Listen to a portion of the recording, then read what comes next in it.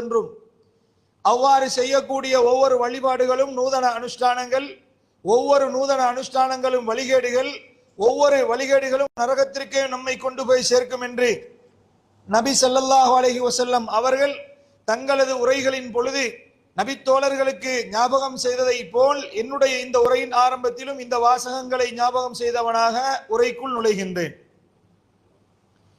அன்புள்ள இஸ்லாமிய சகோதரர்களே, இன்றைய இந்த குத்துபா பேருரையின் தலைப்பு என்னவென்று சொன்னால், படைப்பாளனுக்கு பிடித்தமான இடம் என்கிற தலைப்பு தெரிவு செய்யப்பட்டிருக்கிறது.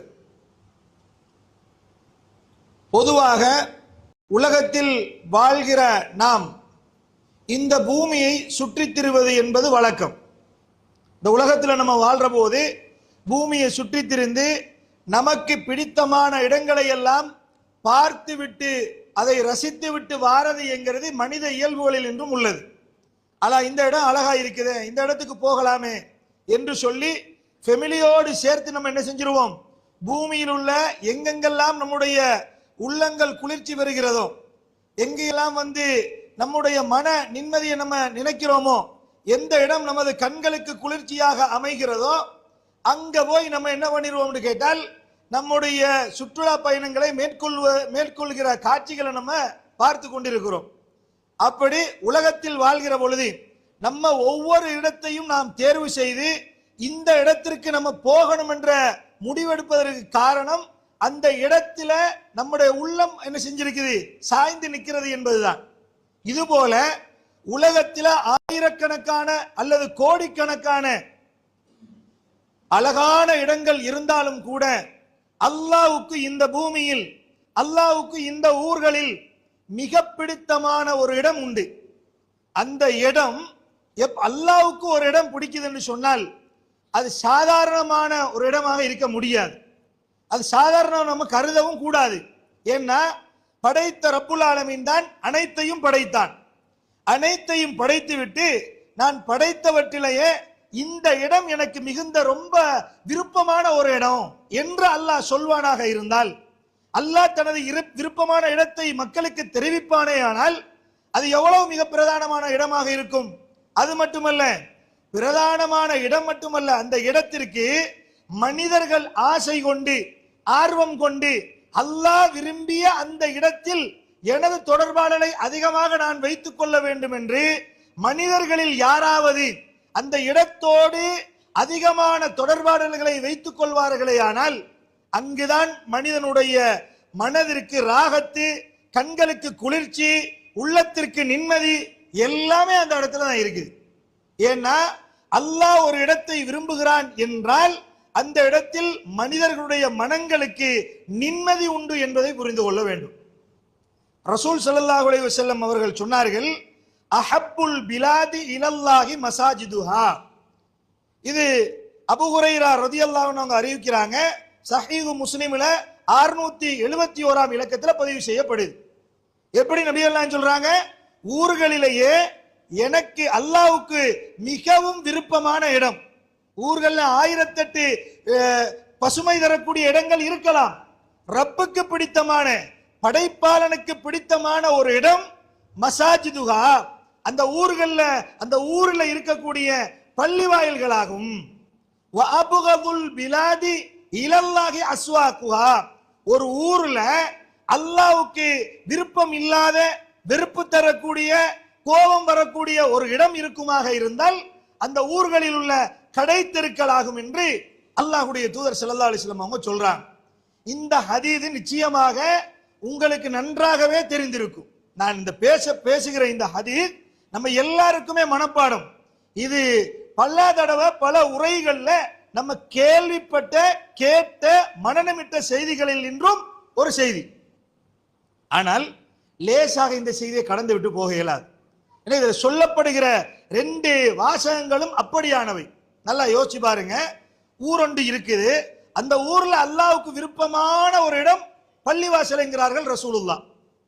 வெறுப்பான ஒரு இடம் கடை தெருக்கள், பஜார் என்று அல்லாஹ்வுடைய தூதர் சொல்கிறார்கள். அப்ப ஒரு ஒரு ஊருக்குள்ளேயே அல்லாஹ்வுக்கு விருப்பமான ஒரு இடமும் உண்டு, விருப்பம் இல்லாத இடமும் உண்டு என்று சொல்லப்படுகிறது என்றால் லேசா இந்த செய்தியை கடந்துட்டு போயிடலாமா?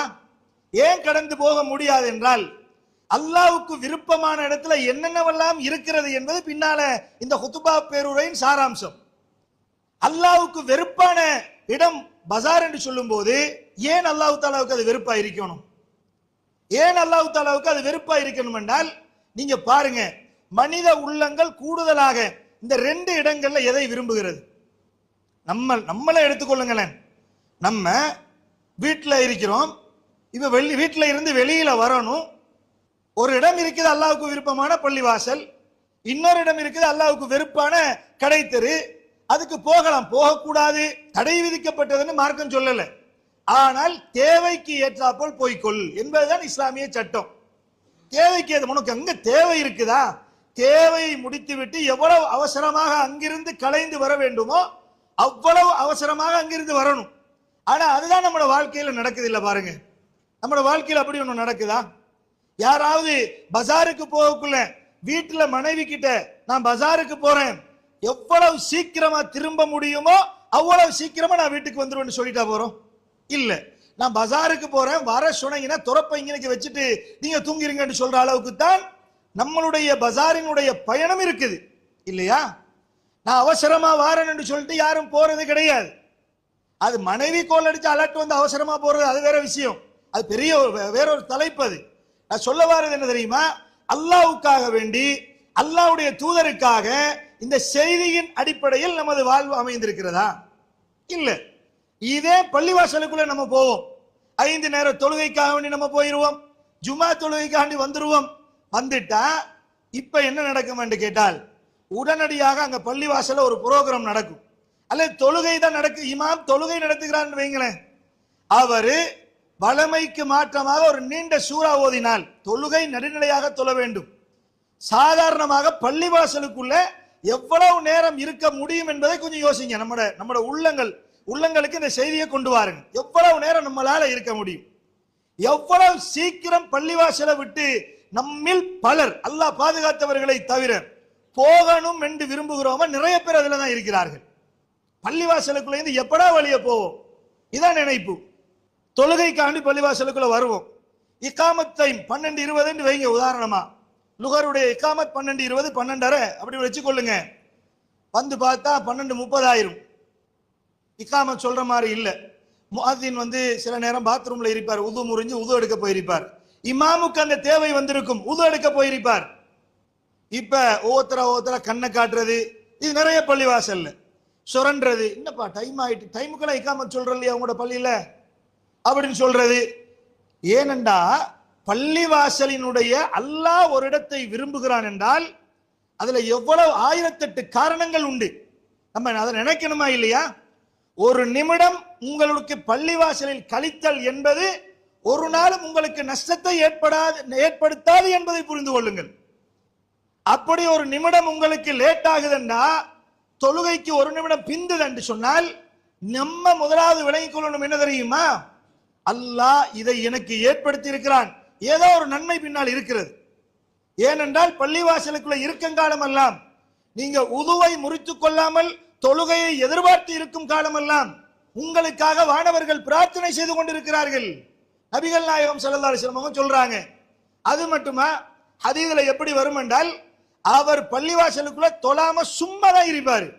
தொழுகையை எதிர்பார்த்து உதுவை முறிக்காமல் சும்மா தான் பள்ளிவாசலுக்குள்ள இருப்பார். ஆனா எதிர்பார்ப்பு தொழுகை. வானவர்கள் இவருக்காக வேண்டி பாவ மன்னிப்பு தேடிக் கொண்டிருப்பார்கள். நம்மட பாவத்துக்காக வேண்டி மன்னிப்பு தேடுவதல்ல. இங்க நம்ம சும்மா தான் பள்ளிவாசலுக்குள்ள இருப்போம், வானவர்கள் நமக்காக வேண்டி பாவ மன்னிப்பு தேடிக் கொண்டிருப்பார்கள் பள்ளிவாசலுக்குள்ள. அது மட்டுமா, ஒரு நன்மை எழுதுகிற வானவர்கள் அவர்களுடைய அந்த நன்மை எழுதும் பட்டோலையில அவர் தொழுது கொண்டிருக்கிறார் என்று எழுதப்படும்.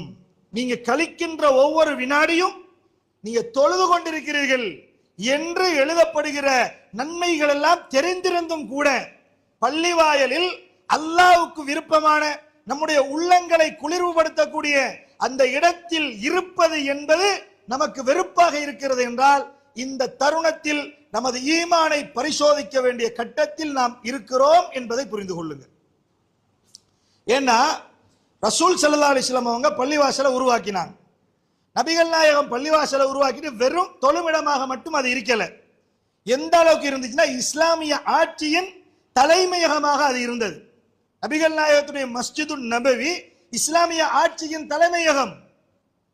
அது மட்டுமல்ல, மக்களுக்கு கல்வி புகட்டக்கூடிய ஒரு பல்கலைக்கழகம் நபிகள் நாயகத்துடைய பள்ளிவாசல்.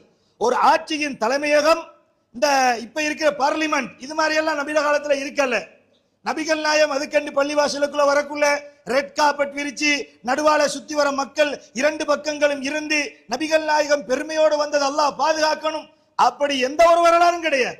சாமானிய மனிதனாக அல்லாஹ்வுடைய தூதர் மக்கள் மத்தியில் வந்தார்கள். அந்த பள்ளிவாயலில் தான் அமர்ந்தார்கள். அந்த பள்ளிவாயலில் தான் கல்வி கற்றுக் கொடுத்தார். மார்க்க கல்வியையும் கற்றுக் கொடுத்தார்கள்.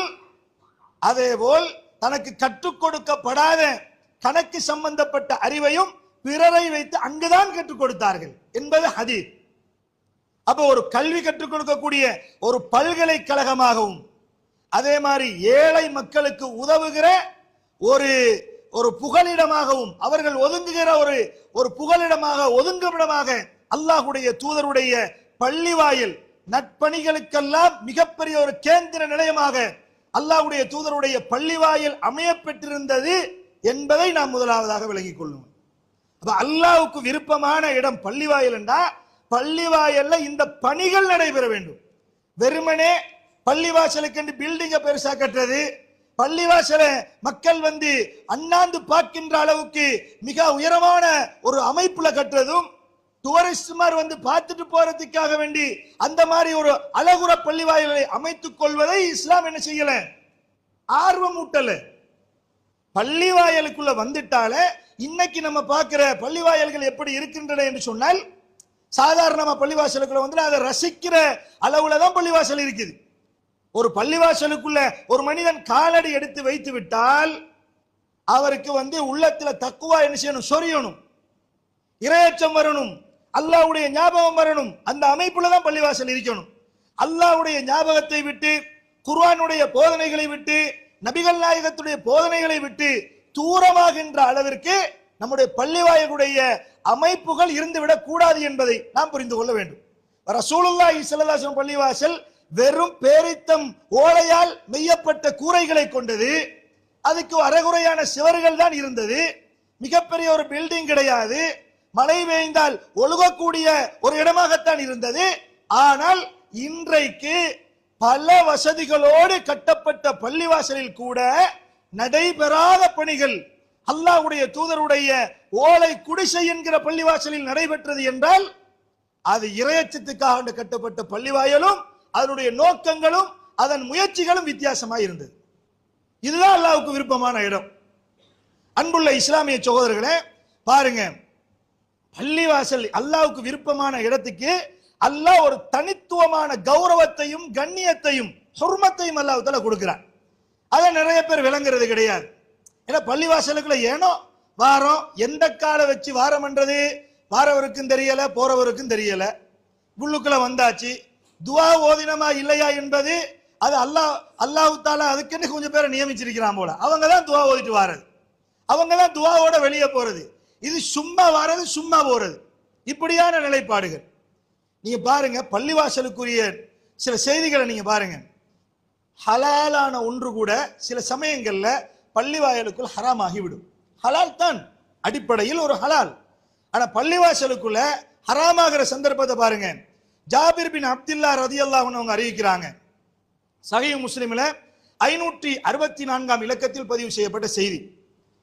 யார் ஒருவர் வெங்காயத்தையும் பூண்டையும், வெள்ளை பூண்டையும் யார் பச்சையாக சாப்பிட்டு கொண்டு அந்த துருவாடையோடு பள்ளிவாயலுக்குள்ள வருவாரோ அவர் வர வேண்டாம். அப்படி வாரதாக இருந்தால் ஃபலா யக்ரபன்ன மஸ்ஜிதனா, அல்லாஹ்வுடைய தூதர் சொல்றாங்க, எங்களுடைய இந்த பள்ளிவாசலுக்குள்ளுக்க அவர் நெருங்க வேண்டாம் என்றார்கள். நுழைய வேண்டாம் என்றதில்ல ரசூலுல்லாஹ் பயன்படுத்திய வார்த்தை. பள்ளிவாசலுக்கு கிட்ட கூட வர வேண்டாம் என்றார்கள். ஏனென்று கேட்டால், எந்த ஒரு வாடையை கொண்டு மனிதர்கள் எல்லாம் நோவினை அடைவார்களோ, நிந்தனை அடைவார்களோ, வெறுப்படைவார்களோ, அதனை கொண்டு வானவர்களும் அப்படித்தான். வானவர்களும் நிந்தனை அடைகிறார்கள். வெங்காயம், வெள்ளப்பூடு அடிக்கடி நம்ம பயன்படுத்துறதுதான். கறிக்கு, மருத்துவத்திற்கு, எல்லாத்துக்குமே பயன்படுத்தி தான் வரோம். ஆனா இஸ்லாம் ஹலாலாக்கி வைத்திருந்தும் கூட பள்ளிவாயலுடைய மகத்துவத்தை பார்த்தீர்களா? நீங்க நினைக்கிற மாதிரி பள்ளிவாசலுக்குள்ள வர முடியாது. ஏனென்றால் பள்ளிவாசலுக்கென்று ஒரு கௌரவம், ஒரு கண்ணியம் உண்டு. அது அல்லாஹ்வுடைய வீடு, அல்லாஹ்வுக்கு விருப்பமான ஒரு இடம். அதுக்குள்ள நீங்க வரக்குள்ள கமகம என்று மக்கள் விரும்பக்கூடிய வாசத்தோடு தான் நீங்கள் வர வேண்டுமே தவிர, நீங்க என்ன பண்ணக்கூடாது, மக்கள் வெறுப்படைகிற துருவாடையோடு வரக்கூடாது. அப்படின்னா நீங்க பள்ளிவாசலுக்கு வந்தா உங்களோட ஆடையில வித்தியாசம் இருக்கணும். உங்களிடத்திலிருந்து வீசுகிற வாசம் மக்களுக்கு பிடித்தமான வாசமா இருக்கணும். இது அப்படி இல்லை, நினைச்ச மாதிரி பள்ளிவாசல். அல்லாஹ் குர்ஆன்ல சொல்றான். எப்படி சொல்றான்? நீங்க பள்ளிவாசலுக்கு வரக்குள்ள ஜீனத்தை எடுத்துக்கொள்ளுங்கள் என்றான். அப்ப அழகான ஆடை, அழகை முறையில தலையை வார்ந்து எண்ணெய் போட்டு அத்தர் பூசி பள்ளிவாசலுக்கு வாங்கப்பா என்று அல்லாஹ் தஆலா திருமறையில சொல்றான். நபிகள் நாயகம் ஸல்லல்லாஹு அலைஹி வஸல்லம் அவங்க ஹதீதுகள்ல நமக்கு சொல்லி தந்திருக்கிறார்கள். ஆனால் இதெல்லாம் நம்ம நடைமுறையில இல்லை. இது பள்ளிவாசலுக்கு நாங்கள் கொடுக்கக்கூடிய கௌரவமும் கண்ணியமும். ஏனென்றால் ஒரு காலத்தில் நீங்கள்லாம் பழைய ஆட்கள் இதில் நிறைய பேர் இருக்கிறீங்க. உண்மையிலேயே பழைய காலத்தில் மார்க்கம் பெரிய அளவில் போதனையில இருக்கல. இந்த மாதிரி ஹதீதெல்லாம் கற்றறிந்தவர்கள் அந்த காலத்தில் குறைவாகவே காணப்பட்டார்கள். ஒரு சிலர் இருந்தாலும் கூட எல்லா ஊர்களுக்கும் எல்லா செய்திகளும் போய் கிடைக்காமல் இருந்த காலம் அந்த காலம். அந்த காலத்துல கூட மக்களுடைய பழைய மக்களுடைய உள்ளங்களில் பள்ளிவாசல் எப்படி நின்றது தெரியுமா? பள்ளிவாசலுக்குள்ள போனா எனக்கெல்லாம் ஞாபகம் இருக்குது. வீட்டுல சொல்லுவாங்க, பள்ளிவாசல்ல இருந்து ஒரு ஊர்க்குருவின்ற ஒரு குருவி ஒன்று இருக்குது. அது கூடுதலா பள்ளிவாசலோட கூரைகள்ல தான் இருக்கும். அது வீட்டுக்கு வந்தா வீட்டுல தங்க விட மாட்டாங்க, விரட்டி விட்டுருவாங்க. ஏன் விரட்டுவீங்கன்னு எங்கட பெற்றோர்களை பார்த்து நாங்க கேட்டா அவங்க சொல்ற பதில் என்ன தெரியுமா? இது பள்ளிவாசல் கூரையில தங்குற குருவி, அங்க இருந்து அது கூடு கட்டுகிற ஒரு தும்பை கூட, ஒரு குச்சியை கூட எடுத்துக்கொண்டு வந்து வீட்டுல போட்டு விடக்கூடாது என்பதற்காக நாங்க விரட்டுறோம்னு. அதுக்கு கூட தங்குறதுக்கு இடம் கொடுக்கல நம்மளோட பழைய ஆக்கள். ஏன்னா அவ்வளவு தூரத்துக்கு பள்ளி வாயலில் உள்ள ஒரு துரும்பு கூட நம்மட வீட்டுக்கு வந்துவிடக் கூடாது என்பதில் கவனமாக இருந்தார்கள். யோசிச்சு பாருங்க பாபம். இது நிதர்சனமாக நடந்தவைகள், நாங்க கேட்டு அறிந்தவைகள், அந்த கால அந்த பழைய அப்பா மாற்றிருந்து கேட்டவைகள். இப்ப நம்ம யோசிக்கணும், அல்லாஹ் பாதுகாக்கணும். பள்ளி வாசலுக்கு ரோதம் மட்டும்தான் இல்லை, இருந்திருந்தா உருட்டி கொண்டு வீட்டுல கொண்டு வச்சிருவான். அவ்வளவு தூரத்துக்கு களவு பள்ளிவாசலுக்குள்ள. எப்படி கண்ணியம் பண்றது? பள்ளிவாசலுக்குள்ள எப்படி கண்ணியம்? எங்களா இந்த பள்ளிவாசலை மங்கோல அடிச்சுட்டு போயிடலாம் என்று யோசிக்கிற அளவுக்கு பள்ளிவாயலுடைய நிர்வாகங்கள், பள்ளிவாயல் சார்ந்த மக்கள் இருக்கிறார்கள் என்றால் அது பள்ளி சொத்து என்பதில் கணக்கு கிடையாது. அதான் சொன்னேன், ரோதை இருந்தா உருட்டி கொண்டு போயிடுவான். பள்ளியே காணமண்ட லெவலுக்கு தான் இருக்கும். அந்த அளவுக்கு தான் ஆக மோசமான நிலையில இந்த பள்ளிவாயல்கள் இன்றைக்கு மக்கள் கையில் திண்டாடுவதை நம்ம பார்க்கிறோம். ஆனால் வெள்ளப்பூண்டையும் வெங்காயத்தையும் சாப்பிட்டு கொண்டு வர வேண்டாம் என்று அவ்வளவு கௌரவம் கொடுக்கப்பட்ட பள்ளிவாயல் தான் இந்த பள்ளிவாயல்கள் என்பதை நானும் நீங்களும் விளங்கிக் கொள்ள வேண்டும். அன்புள்ள சகோதரர்களே, இது மட்டுமல்ல, ரசூல் ஸல்லல்லாஹு அலைஹி வஸல்லம் அவர்கள் சொன்னார்கள், பள்ளிவாயல்ல யாராவது விற்பதையோ அல்லது யாராவது விற்பதை வாங்குவதையோ நீங்கள் கண்டால் ஃபகூலு, நீங்கள் அவர்களுக்கு சொல்லுங்கள், லா அர்பஹ் அல்லாஹு திஜாரத்தக், பள்ளிவாயலில் வியாபாரம் செய்வதையும் வியாபாரம் செய்யும் பொருளை வாங்குவதையும் அல்லாஹ்வுடைய தூதர் தடுத்தார்கள். இது பள்ளிவாசலினுடைய கண்ணியம். அந்த தொழுகின்ற வளாகத்துக்குள்ள அது நடக்கப்படாது. அப்படி செஞ்சீங்கன்னு சொன்னால் லா அர்பஹ் அல்லாஹு திஜாரத்தக்க, அல்லாஹ் தஆலா உங்களுடைய இந்த வியாபாரத்தில் லாபத்தை தராமல் இருக்கட்டும் என்று பிரார்த்தனை செய்யுங்கள். எங்கேயாவது ரசூலுல்லாஹ் ஒரு முஸ்லிமுக்கு எதிராக பிரார்த்தனை செய்ய சொல்லி இருப்பார்களா? ஒரு முஸ்லிமுக்கு சார்பாக அவர்களுடைய வியாபார லாபத்திற்கு தான் இஸ்லாம் வழிகாட்டும். ஆனா இந்த இடத்துல அல்லாஹ்வுடைய தூதர் எப்படி சொல்லி தர்றாங்க? நீங்க பள்ளிவாசலுக்குள்ள வியாபாரம் செய்வரை கண்டா, அதை வாங்குவரை கண்டா உங்களுடைய இந்த பிசினஸ்ல லாபம் இல்லாமல் இருக்கட்டும் என்று பிரார்த்தனை செய்யுங்கள். அவ்வளவு கண்ணியப்படுத்தப்பட்ட இடம் பள்ளிவாசல். விற்கவும் கூடாது, வாங்கவும் கூடாது. அதே போல தொலைந்த பொருளை கூட தேடுவதை பள்ளிவாசலுக்குள்ள தடுக்கப்பட்டிருக்கிறது. தொலைந்த பொருளை எப்படி தேடுறது? அலௌட் பண்ணி அந்த சத்தம் போட்டு அறிவிப்பு செய்து தேடுவதை மார்க்கம் வெறுக்கிறது. ரசூல் ஸல்லல்லாஹு அலைஹி வஸல்லம் அவங்க சொன்னாங்க, எந்த அளவுக்கு சொன்னா, யாராவது ஒருவர் பள்ளிவாசலுக்குள்ள அறிவிப்பு செய்து ஒரு பொருளை தேடினால் லா ரத்தஹல்லாஹு அலைக்க, நீ அறிவிப்பு செய்து தேடுகிற அந்த பொருள் உனக்கு மீள கிடைக்காமல் இருக்கட்டும் என்று பிரார்த்தனை செய்யட்டும். நீ தேடுற பொருள் உனக்கு கிடைக்காம இருக்கட்டும்.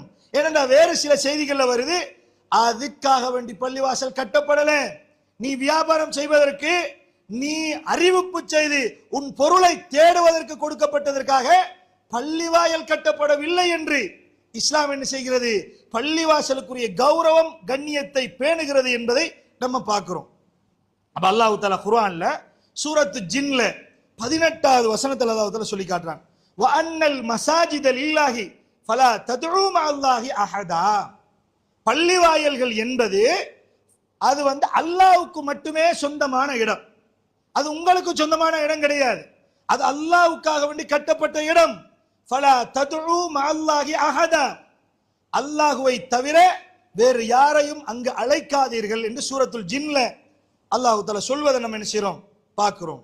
அப்ப இந்த பள்ளிவாசலுக்கு இவ்வளவு கௌரவமும் இவ்வளவு கண்ணியமும் கொடுக்கப்பட்டிருக்கிறது. இஸ்லாமிய வரலாற்றில் அல்லாஹ்வுடைய தூதரும் கொடுத்திருக்கிறார்கள்.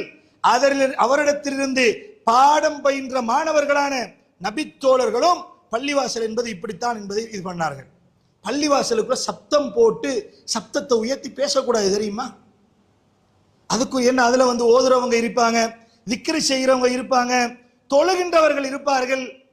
இப்படியானவர்கள் இருக்கும் மத்தியில அல்லாஹ்வுடைய மாளிகைக்குள்ளுக்க என்ன செஞ்சிடப்படாது? சப்தத்தை உயர்த்தி வீணான பேச்சுக்களை பேசுவதையும் இந்த மாதிரியாக நடந்து கொள்ள கூடாது என்பதை இஸ்லாம் என்ன செய்கிறது? சொல்லி காட்டுகிறது. ஒரு முறை உமர் பின் கத்தாப் ரலியல்லாஹு அன்ஹு காலம் பள்ளிவாசலுக்குள்ளுக்க 2 பேர் சத்தம் போட்டு பேசிக் கொண்டிருக்கு, சத்தத்தை உயர்த்தி பேசிக் கொண்டிருக்கிறான். உமர் ரலியல்லாஹு அன்ஹு அவங்க தலையை போட்டு கேட்டாங்க, யாரு நீங்க? அவங்க வெளியூர் வாசிகள்.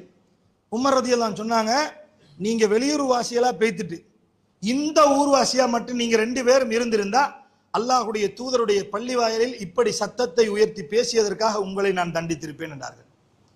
அப்ப அந்த அளவுக்கு பள்ளிவாயல்கள் நபிகளாருடைய காலத்தில் மட்டுமல்ல, நபிகளாருடைய காலத்துக்கு பிற்பட்ட காலங்களில் கூட அதனுடைய தனித்தன்மை, அதனுடைய அமைதியாக காணப்பட்டது என்பதை என்ன செய்யலாம்? அந்த கௌரவம் கண்ணியம் கொடுக்கப்பட்டு இருந்ததை நம்ம என்ன செய்யலாம்? பார்க்கலாம். இன்னும் சொல்ல போனா, நான் ஏற்கனவே உங்களை ஆரம்பத்தில் நான் சொன்னேன், மன நிம்மதி அங்கதான் இருக்குன்னு சொன்னேன். அல்லாஹ்வுக்கு விருப்பமான இடத்துல சக்கீனத் இருக்கும், மன நிம்மதி இருக்கும். ரசூலுல்லாஹ்வுடைய காலத்துல கூட சஹாபாக்கள் வீட்டில ஏதாவது ஒரு பிரச்சனைண்டா, இன்னைக்கு நம்ம வீட்டில் பிரச்சனைனா எங்க போவோம்? மார்க்கம் இல்லாதாக்கள் போற இடம் வித்தியாசமான இடமா இருக்கும். மார்க்கம் இல்லாதவங்க போற இடம், தங்களோட சோகத்தை கழிக்கிறதுக்கு இல்லாமகிறது போற இடம் ஒரு வித்தியாசமான ஒரு இடம். அதே மாதிரி சாதாரண தரத்தில் உள்ளவர்கள் கூட நிறைய பேர் மனைவியோடு சண்டை பிடித்து கோவித்துக்குன்னா உண்மையிலே உள்ளம் பொறுக்காது, அது தாங்க மாட்டோம். ரோட்ல உள்ளவர்களாம் ஏசுவாங்க, பொறுத்துக்கண்டு வருவோம். மனைவி ஏசுனா பொறுக்க மாட்டோம், அது இயல்பு கணவர்மாருடைய. ஆனால் நாங்க என்ன செஞ்சிருவோம்? ஒன்றே வீட்டுக்குள்ள இருந்தே சண்டை பிடிச்சுக்கிட்டு இருப்போம், அல்லது வெளியில வேறையாவது கூட்டாளியோட எங்கேயாவது நண்பர்களோட சேர்ந்து சுத்த போயிருவோம். இதுதான் நம்முடைய உள்ளத்துக்கு ராகத்தெடுக்கிற ஸ்டைல், விதம். ஆனால் ரசூலுல்லாஹ்வுடைய காலத்தில் என்ன நடந்துச்சுன்னு பாருங்க பாப்போம். பள்ளிவாசலுக்கு அது பள்ளிவாசலோட எப்படி அவருடைய தொடர்புகளை எல்லாம் அமைத்துக் கொண்டா, வீட்டில் ஒரு பிரச்சனைண்டா பள்ளிவாசலுக்கு உறங்கிக் கொள்வார்கள். மனைவியோட ஒரு பிரச்சனை, மனைவியோட ஒரு கருத்து வேறுபாடு, கருத்து முரண்பாடு, எங்க உடனடியாக வருவாங்க? வீட்டை விட்டு அல்லாட வீட்டுக்கு வருவாங்க. ஏண்ட வீட்டுல நிம்மதி கிடைக்கலையே, ஏண்ட வீட்டுல எனது மனதுக்கு கோபம் தரக்கூடிய, ஆத்திரம் தரக்கூடிய இந்த மாதிரி சம்பவம் நடந்துட்டு சொல்லிட்டு அவங்க வார இடம் பள்ளிவாசலா இருக்கும். நபி தோழர்கள் அலி ரலியல்லாஹு அன்ஹு ஒரு முறை ஹதீஸ்ல எப்படி வருதுன்னு கேட்டால், ரசூல் ஸல்லல்லாஹு அலைஹி வஸல்லம் அவர்கள் அலி ரலியல்லாஹு அன்ஹு ஒரு இடத்துல பள்ளிவாசலுக்குள்ள காண்றாங்க. எப்படின்னா, அலி ரலியல்லாஹு அன்ஹு ஃபாத்திமா ரலியல்லாஹு அன்ஹா அவர்களோட ஒரு சின்ன சர்ச்சையில கோவித்து விட்டு பள்ளிவாசல சிவத்துல சாய்ந்து கொண்டிருக்கிறார்கள். தனது சால்வையை கலட்டி ஓரமாக வைத்துவிட்டு சாய்ந்து கொண்டு, அந்த மண் சிவற்றில் சாய்ந்து கொண்டு அல்லது கீழே படுத்துறங்கி கொண்டிருந்தாங்கன்னு வருது. இப்படி இருந்தாங்க. நபிகள் நாயகம் ஸல்லல்லாஹு அலைஹி வஸல்லம் அவங்க அவரை கண்டுட்டு அவரை கிட்ட வந்தாங்க. வந்து கிட்ட பார்த்து நபிகள் நாயகத்தை கண்டத்தோட அவர் மரியாதைக்காக என்ன செஞ்சாரு, ஒரு சாய்ந்திருந்தவர் கொஞ்சம் எழுப்பினார். ரசூலுல்லாஹ் அப்படியே அவரை அமரச் சொல்லிவிட்டு அவருடைய முதுகுல உள்ள பட்டிருந்த கூடிய மண்ணை தட்டி கொண்டு அபு துராப் அப்படின்னு ரசூல் ஸல்லல்லாஹு அலைஹி வஸல்லம் அவங்க ஒரு யா அபா துராப் மண்ணின் தந்தையே என்று சொல்லி அழைத்தார்கள் என்று சொல்லி சஹீஹுல் புகாரியில 6204 இலக்கத்தில் இந்த செய்தி பதிவு செய்யப்படுது. ஆனா வந்த காரணத்தை பாருங்க, இதுல இந்த ஹதீஸ்ல நிறைய படிப்பினை இருக்குது. குடும்ப ரீதியாக வந்த செய்தியை பாருங்க. ஃபாத்திமா ரலியல்லாஹு அன்ஹா அவங்களோட கோவித்துக் கொண்டார்கள். கோவித்து விட்டு வந்த இடம் எந்த இடம்? பள்ளிவாயல். சாய்ந்து கொண்டார்கள். இது நபித்தோழருடைய வளமை, நபியுடைய வளமையும் இதுதான். தங்கள் மனைவிமார்களோடு பிணங்கி கொண்டால் நபிகள் நாயகம் ஸல்லல்லாஹு அலைஹி வஸல்லம் அவர்கள் வந்து அமரக்கூடிய இடம் பள்ளிவாயலா இருக்கும். இது ஹதீஸ்கள்ல நம்ம கண்டதுதான், கேட்டவைகள் தான்.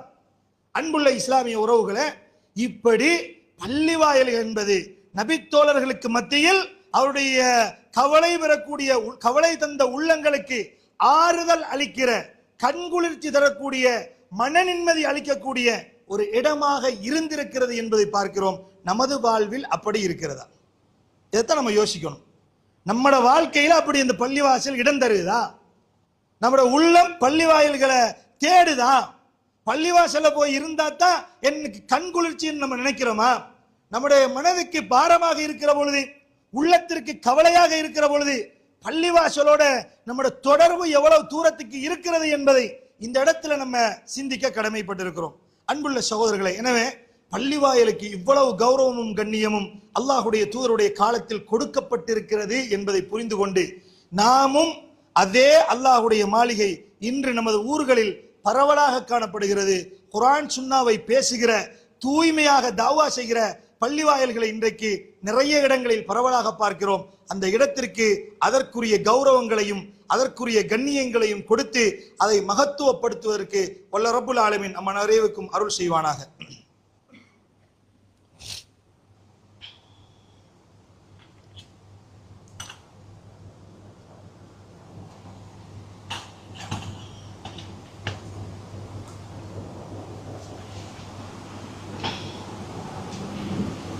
இன்னல் ஹம்துலில்லாஹ் வஸ்ஸலாத்து வஸ்ஸலாமு அலா ரசூலில்லாஹ் முஹம்மது பின் அப்துல்லாஹ் அம்மா பஅத். அன்புள்ள சகோதரர்களே, படைப்பாளனுக்கு பிடித்தமான இடம் என்கிற தலைப்பின் கீழால் சில செய்திகளை முதலாவது உரையில் நாம் பார்த்து விட்டோம். அந்த தொடரில் உண்மையிலேயே பள்ளிவாயல் என்பது அமைதி காணக்கூடிய ஒரு இடமாக, மனித நிம்மதி தரக்கூடிய ஒரு இடமாக, அல்லாஹ்வுக்கு விருப்பமான ஒரு இடமாக இருக்கிறது என்பதை நம்ம பார்த்தோம். இப்ப இன்னைக்கு பள்ளிவாசல்ல நிலைமையை பாருங்க. சத்தம் போடக்கூடாதுன்னு உமர் ரலியல்லாஹு அன்ஹு கோபத்தோடு அவர்களிடத்துல பேசிக்கொண்டார்கள்ங்கிறத பார்க்கிறோம். வியாபாரம் செய்யக்கூடாது என்று அல்லாஹ்வுடைய தூதர் சொல்வதை நம்ம பார்த்துட்டோம். தொலைந்த பொருளை நீங்க அறிவிப்பு செய்து தேட வேண்டாம் என்கிறதையும் பார்த்தோம். ஆனால் இன்றைய காலத்தில் நமக்கு மத்தியில் இருக்கக்கூடிய பள்ளிவாயலுடைய நிலை என்ன? ஒரு நிர்வாகம் கலைத்து மறு நிர்வாகம் உருவாக்குற கூட்டம் பள்ளிவாசலுக்குள்ளதான் நடக்கும். அந்த நாள்ல நீங்க கொஞ்சம் பள்ளிவாசல இருந்து பாருங்க, அவருடைய ஹுர்மத்துக்கள் பேணப்படுகின்றனவா? பள்ளிவாசலுக்கு கொடுக்கக்கூடிய கௌரவம் பேணப்படுகிறதா? அப்படித்தான் நமது பள்ளிவாயல்களில் நிர்வாகங்கள் தெரிவு செய்யப்படுகிறதா? அன்றுதான் எந்த இடத்தில் ஒரு மனிதனுடைய குறை பேசக்கூடாது என்று பேசப்படுகிறதோ, உரை நிகழ்த்தப்படுகிறதோ, எந்த இடத்தில் இன்னொருவரை மானபங்கப்படுத்தக்கூடாது என்று மிம்பர் ஏறி பேசப்படுகிறதோ, அந்த நாளில் நிர்வாக தெரிவு நாளில் அதெல்லாம் நீங்க ஒரே இடத்துல காணலாம். ஒருத்தரை பத்தி இவர் தகுதி இல்லை என்று சொல்வதற்கு நம்ம எவ்வளவு பகிரங்கமாக அவருடைய மறைமுகமாக அல்லாஹ் மறைத்து வைத்த செய்திகளை எல்லாம் பள்ளிவாயலுக்குள்ளுக்க நம்மளை அறியாமலே சொல்லிக்கொண்டு ஒருவரை ஒருவர் அடித்துக்கொண்டு திட்டிக்கொண்டு மானம் மரியாதைகளை வாங்கி கொண்டு பள்ளியை அல்லாஹ்வுடைய மாளிகையை நிர்வகிக்கிறதுக்கு ஒரு நிர்வாகத்தை உருவாக்குறோமே, இந்த நிர்வாகம் வந்து பள்ளிவாயலுடைய கண்ணியத்தை இதுக்கு பிறகு பேண போதுன்னு நீங்க நினைக்கிறீங்களா? வேணுமா? ஒரு நாள் நடக்க போற ஆரம்பமே மோசமே அப்பா. அவனுடைய தெரிவே என்னது மோசமா இருக்குது. அவ பள்ளிவாசல் என்றது சத்தம் போட்டு கூப்பாடு போட்டு அடித்துக் கொள்கிற ஒரு இடம் அல்ல. மிம்பர் மேடைகளில் அடித்துக் கொள்கிற காட்சிகளை நம்ம பார்க்கிறோம். பள்ளிவாசலுக்குள்ளுக்க கௌரவங்கள் அங்கு கொடுக்கப்படுவது இல்லை. அல்லாஹ்வுக்கு விருப்பமான இடத்துல நம்ம எப்படி வரணும் என்கிறது எங்களுக்கு தெரியாது. ஆனா கடை தெருக்கல்ல எந்த இடத்துல போர்டு அடிச்சிருக்கிறீங்க அமைதியை பேணணும், அந்த இடத்துல நம்ம அமைதியை பேணிடுறோம். எந்த இடத்துல எச்சில் துப்ப கூடாது எழுதப்பட்டிருக்கு அதை பேணி கேள்றோம்.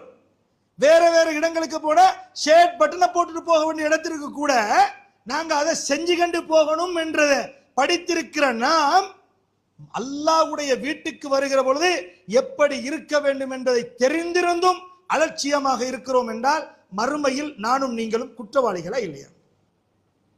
பள்ளிவாசலுக்கென்று சில ஒழுங்குகள் உள்ளன.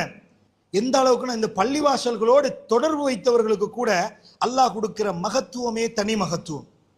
ரசூல் ஸல்லல்லாஹு அலைஹி வஸல்லம் காலத்துல ஒரு கருப்பு பெண்மணி இருந்தாங்க. அவங்களோட வேலை என்ன, ஒரு வாலிபன் என்றும் ஹதீஸ்ல வருது. சஹீஹ் முஸ்லிம்ல 956 இலக்கத்தில் இந்த செய்தி பதிவு செய்யப்படுது. ஒரு வாலிபன் என்றும் வருது, ஒரு கருப்பு நிற பெண்மணி என்றும் வருது. அவட வேலை என்னன்னு கேட்ட பள்ளிவாசல கூட்டி பெருக்கி சுத்தம் செய்வதுதான் அவங்களோட வேலை. இதுதான் அவங்களோட வேலை. இப்படி இருக்கும்போது ஒரு நாள் ரசூல் ஸல்லல்லாஹு அலைஹி வஸல்லம் அவங்கள காணல. சஹாபாக்கள்கிட்ட விசாரிக்கிறாங்க, எங்கப்பா பள்ளியை துப்புரவு செய்கிற ஒரு பெண் இங்க இருந்தாவே, ஒரு வாலிபர் இங்க இருந்தாரே, எங்க என்று கேட்கப்படுது. அப்ப அவங்க சொன்னாங்க, அவங்க நேத்து என்ன செஞ்சுட்டாங்க, மௌத்தா பேத்துட்டாங்க, அதனால நாங்க அடக்கமும் செய்து விட்டோம் என்று சொல்லிட்டாங்க. ரசூல் ஸல்லல்லாஹு அலைஹி வஸல்லம் சொன்னாங்க, ஏன் அறிவிக்கல, நீங்க இதை என்னட்ட சொல்லிருக்கலாமே. ஏனென்றா ஹதீதிலே வருது, ஃபகஅன்னஹும் ஸகரு அம்ரஹு, அதாவது அவருடைய மரணத்தை, அந்த மரண செய்தி இருக்குதானே, அதை பெரிதுபடுத்தல சஹாபாக்கள், அதை சும்மா சாதாரணமாக எடுத்துக்கொண்டார்கள், சின்னதா எடுத்துக்கொண்டாங்க. பள்ளி கூட்டுற ஆள் தானே, பள்ளியை துப்புரவு செய்கிற ஆள் தானே என்பதாக சாதாரணமாக பெரிசா அலட்டி கொள்ளல நபி தோழர்கள். ரசூல் ஸல்லல்லாஹு அலைஹி வஸல்லம் அவங்க சொன்னாங்க, துல்லூனி அலா கப்ரி, அவர் அடக்கம் செய்யப்பட்டிருக்கிற மக்பராவை எனக்கு காட்டுங்கள் என்று சொல்லி அல்லாஹ்வுடைய தூதருக்கு காட்டப்பட்ட போது அந்த இடத்திற்கு போய் அவருக்காக தொழுகை, அல்லாஹ்வுடைய தூதர் தொழுதார்கள், தொழுகை நடத்தினார்கள் என்று வருது புகாரியில். தொழுது விட்டு பிரார்த்தனை செய்துவிட்டு அல்லாஹ்வுடைய தூதர் திரும்பி நபித்தோழர்களை பார்த்து சொன்னார்கள், இன்ன ஹாதிஹில் குபூர மம்லூஅத்துன் ظுல்மத்தன் அலா அஹ்லிஹா, இந்த மன்னரைகள் எல்லாம், இந்த மன்னரைகள் எல்லாம்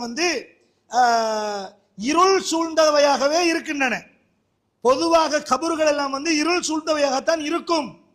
ஆனால் நான் அல்லாஹு தஆலா யுனவ்விருஹா லஹும் பிஸலாத்தி அலைஹிம், அவர்களுக்கு நான் தொழுவிப்பதன் காரணமாக, பிரார்த்தனை செய்வதன் காரணமாக அல்லாஹ் அதன் மூலம் அவர்களுக்கு ஒளியை கொடுக்க கூடும் என்று அல்லாஹ்வுடைய தூதர் ஸல்லல்லாஹு அலைஹி வஸல்லம் அவங்க சொல்றாங்க.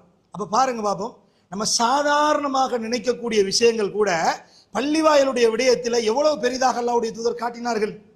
ஒரு பள்ளிவாயலை கூட்டி பெருக்கியதன் காரணமாக அவருக்கு அல்லாஹ் தஆலா வைத்த பாக்கியம் என்ன, அல்லாஹ்வுடைய தூதருக்கு தெரியாமல் அடக்கிய மன்னரையை கூட அல்லாஹ் தெரியப்படுத்தி அல்லாஹ்வுடைய தூதரை அந்த இடத்திற்கு போய் தொழுகை நடத்தி, ஏன் தொழுதேன் என்றால் எனது தொழுகையின் மூலமாக இருள் சூழ்ந்த இந்த மன்னரைகள் வெளிச்சமாக கூடும், ஒளிமயமாக கூடும் என்று அல்லாஹ்வுடைய தூதர் சொல்லி காட்டினார்கள் என்றால் அந்த பாக்கியம் எதனால் கிடைத்தது?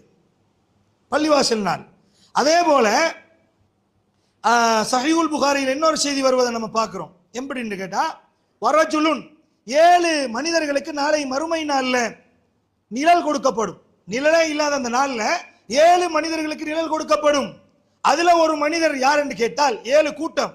அதுல ஒரு கூட்டத்தில் உள்ளவர் என்ன அமல் செஞ்சிருப்பார் என்று கேட்டா, அவருடைய உள்ளம் எந்நேரமும் பள்ளியோடு தொடர்பட்டு இருக்கு.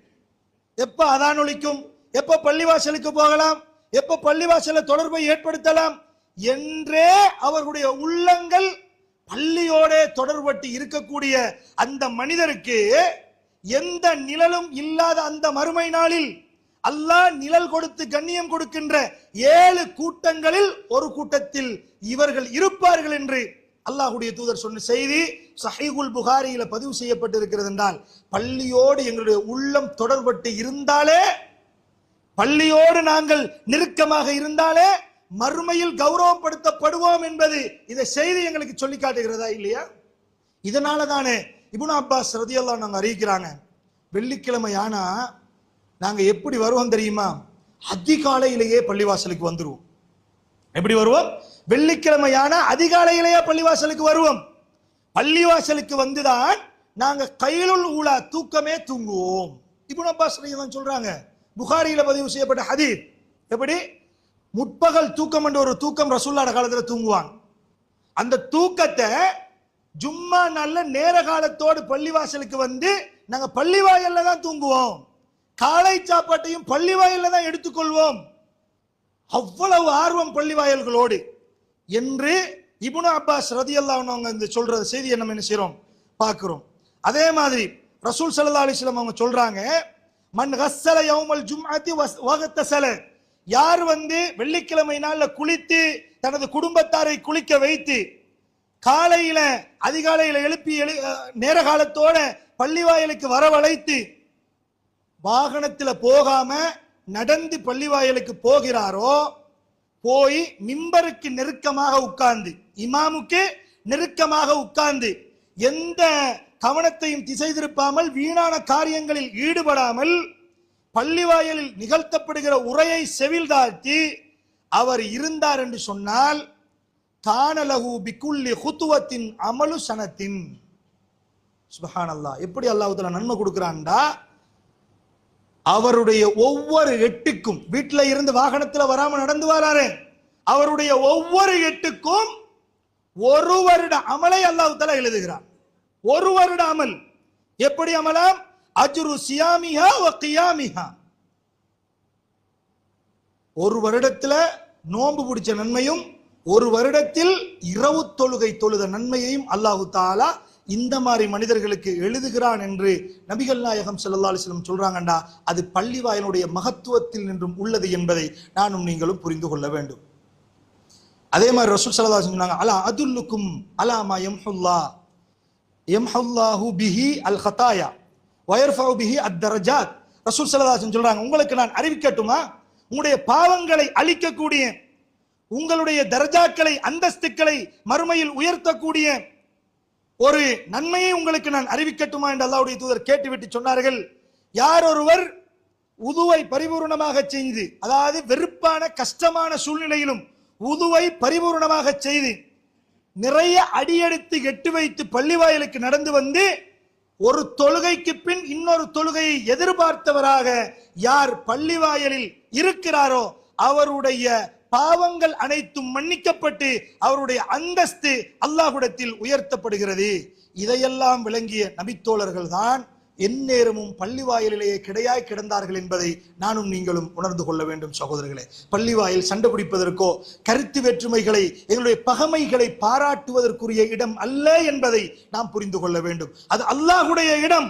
அதற்கென்று ஒரு தனி மகத்துவம், தனி கௌரவம், தனி கண்ணியத்தை இஸ்லாம் ஏற்படுத்தி இருக்கிறது என்பதை நானும் நீங்களும் உணர்ந்து கொள்ள வேண்டும். ஒரு செய்தியை சொல்லி முடிச்சிடுறேன். இந்த மாதிரியான பள்ளிவாயல்கள், குர்ஆன் சுன்னாவோடு இருக்கக்கூடிய பள்ளிவாயல்கள், அல்லாஹ்வுடைய மார்க்கத்தை தெளிவாக எடுத்து சொல்கிற வாய்ப்புகள் கொடுக்கப்படக்கூடிய பள்ளிவாயல்களுக்கு உதவி செய்வதில் நாம் மிக கவனமாக இருக்கணும். அந்த உதவிகள் ஒரு நாளும் உங்களுக்கு வீணாக நஷ்டமாக வரவே வராது என்பதை புரிந்து கொள்ள வேண்டும். ஏனென்றால் இதுதான் சேமிப்புகளிலேயே மறுமையின் சிறந்த உன்னதமான சேமிப்பு என்பதையும் புரிந்து கொள்ள வேண்டும். சஹாபாக்கள் எப்படியெல்லாம் அதற்கு உதவி செய்தார்கள் என்றால், அம்மார் பின் யாசிர் ரலியல்லாஹு அன்ஹு அவங்களை பற்றி நபித்தோழர்கள் சொல்றாங்க, மஸ்ஜிது நபவி கட்டியமைக்கப்படுகிற பொழுது நாங்கள் எல்லாம் பெரும் நபித்தோழர்கள் நாங்கள் எல்லாம் செங்கல்ல தோல்ல தூக்கி கொண்டு போய் என்ன செஞ்சோம், ஒவ்வொரு செங்கல்லாக எடுத்துக்கொண்டு வந்து பள்ளிவாயலுடைய கட்டுமான பணிகளில் ஈடுபட்டு கொண்டிருந்தோம். அப்ப சின்ன பையன் அம்மார் பின் யாசிர் ரலியல்லாஹு அன்ஹு அவங்களை நாங்க பார்த்தோம். நாங்கள் எல்லாம் பெரிய நபித்தோழர்கள் ஒரு கல்ல சுமக்கிற பொழுது அம்மார் ரலியல்லாஹு அன்ஹு அவர்கள் மட்டும் லபினத்தைனி எப்படின்னு கேட்டா, இரண்டு செங்கல்லை சுமந்து கொண்டு மஸ்ஜிது நபவி கட்டுகிற அந்த வேலை பணியில் ஈடுபட்டார்கள். சின்ன பையன் அவரு. ஆனா நாங்க பெரியவங்க ஒரு கல்லைத்தான் தூக்கிட்டு போனோம். ஆனா அம்மார் ரலியல்லாஹு அன்ஹு ரெண்டு கல்லா தூக்கிட்டு போய் அந்த பள்ளிவாசல் கட்டுறதுக்கு ஏனைய பெரிய நபித்தோழர்களுடைய நன்மைகளிலும் போட்டி போட்டு கொண்டு வந்தார் என்கிறதை நபித்தோழர்கள் என்ன செய்தார்கள், சொன்னார்கள். அப்படி சொல்லுகிற பொழுது ஒரு நபித்தோழர் சொல்றாரு, இவர் இப்படி தூக்கி கொண்டு போகும்போது ஃபமர் ரபிஹின் நபி ஸல்லல்லாஹு அலைஹி வஸல்லம், நபிகள் நாயகம் ஸல்லல்லாஹு அலைஹி வஸல்லம் அவர்கள் இவரை கடந்து செல்லுகிற பொழுது இவருக்கு கிட்ட பெய்துட்டாங்க. இவர் இப்படி தூக்கி கொண்டு போறார். இவர் தலையிலெல்லாம் புழுதிகள் படிந்திருக்கின்றன. நபி ஸல்லல்லாஹு அலைஹி வஸல்லம் அவர்கள் அம்மாரை தனக்கருகில் அழைத்து வமஸஹ அன் ரஅஸிஹில் குபார், அவரை தலையில் பட்டிருக்கக்கூடிய அந்த புழுதியை கையால் தடவி துடைத்து விட்டு அல்லாஹ்வுடைய தூதர் துடைத்துக் கொண்டே சொன்னார்கள், வைஹ அம்மார், அம்மாருக்கு நாசம் உண்டாகட்டும், அம்மாருக்கு வந்த நாசமே, அம்மாருக்கு வந்த நாசமே, தகுத்துலுஹுல் ஃபிஅத்துல் பாகியா, ஒரு அத்துமீறிய நாசகார கூட்டம் இந்த அம்மாரை கொல்லுமே என்று அல்லாஹ்வுடைய தூதர் ஸல்லல்லாஹு அலைஹி வஸல்லம் அவர்கள் அம்மார் ரலியல்லாஹு அவர்கள் கொல்லப்படுவார்கள் என்கிற செய்தியும் அந்த இடத்தில் தான் சொன்னார்கள். அந்த பாக்கியமும் அந்த நன்மாராயமும் பள்ளிவாயலுக்கு பணிகள் செய்கிற பொழுதுதான் அம்மார் ரலியல்லாஹு அவர்களுக்கு எட்டியது என்பதை பார்க்கலாம். அல்லாஹ்வுடைய தூதருடைய மரணத்திற்கு பின்னால் நாங்கள் வரலாறுகளில் பார்க்கிறோம், அம்மார் ரலியல்லாஹு அவர்கள் கொல்லப்பட்டார்கள் என்கிறதை பார்க்கிறோம். கண்ணியத்துக்குரியவர்களே, ஒரு ஒரு ஒரு காடை முட்டையிடுவதற்கு குழி தோண்டுகிற ஒரு குழி ஒன்று தோண்டும். அந்த குழியின் அளவு நீங்கள் பள்ளிவாயலுக்கு உதவி செய்தாலும் அல்லாஹ் மறுமையில் சொர்க்கத்தில் உங்களுக்கு ஒரு வீட்டை தருவான் என்று நபி ஸல்லல்லாஹு அலைஹி வஸல்லம் அவர்கள் சொன்ன செய்தி அஹ்மத் என்று சொல்லக்கூடிய ஹதீஸ் கிரந்தத்தில் பதிவு செய்யப்பட்டிருக்கிறது. எனவே நாம் பள்ளிவாயல்களுக்கு கௌரவத்தையும் கண்ணியத்தையும் மகத்துவத்தையும் கொடுப்போம். இந்த பள்ளிவாசலை உயிர்ப்பிப்போம், பள்ளிவாசல்களுக்கு உதவி செய்வோம். பள்ளிவாயல்களிலேயே எங்களுடைய தொடர்பை அதிகமாக்கி சைத்தானிய இசைக்கருவிகள், மோசமான விபச்சார காட்சிகள் எல்லாம் காட்சி தரக்கூடிய பஜார்களிலிருந்து ஓரமாகி அல்லாஹ்வுக்கு விருப்பமான இடத்திலேயே நமது நேரங்களையும் காலங்களையும் கழிக்கக்கூடிய பாக்கியத்தை எனக்கும் என் குடும்பத்தாருக்கும் உங்களுக்கும் உங்கள் குடும்பத்தார்களுக்கும் ஆக்கி அருள் பாலிப்பானாக. அக்கூலு கௌலி ஹாதா வஸ்தக்ஃபிருஹு இன்னஹு ஹுவல் கஃபூருர் ரஹீம்.